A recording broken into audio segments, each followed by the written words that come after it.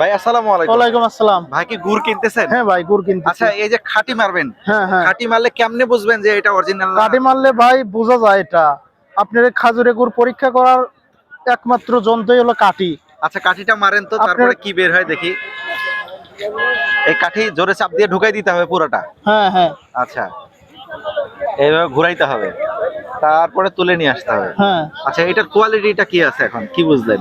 এটার কোয়ালিটিটা গুড় একটু আটা আছে, গুড় ভালো, আঠা। একটু আটা টাইপের আছে, আচ্ছা গুড় ভালো।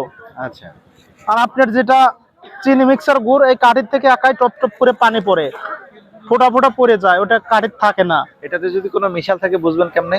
এটাতে মিশাল থাকলে তো আপনার লগা ওই বললাম না, চিনি মিক্সার থাকলে পানি পড়ে যেত। চিনি ছাড়া অন্য কিছু মিক্সড হয় না? চিনি ছাড়া কি মিশাবে ভাই? কত বছর থেকে আসলে গুড়ের সাথে জড়িত আছেন? আমি গুড়ের সাথে জড়িত 7-8 বছর। 7-8 বছর।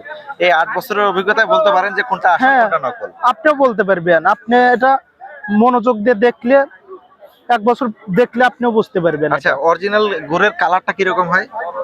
অরিজিনাল গুড় এটা আপনার জালের উপরে নির্ভর করে। দেখা যাচ্ছে জাল যদি একটু কম হয়, এটা একটু আপনার লগা কাটাইলে কালারের হয়, একটু জাল বেশি হলে লাল হয়।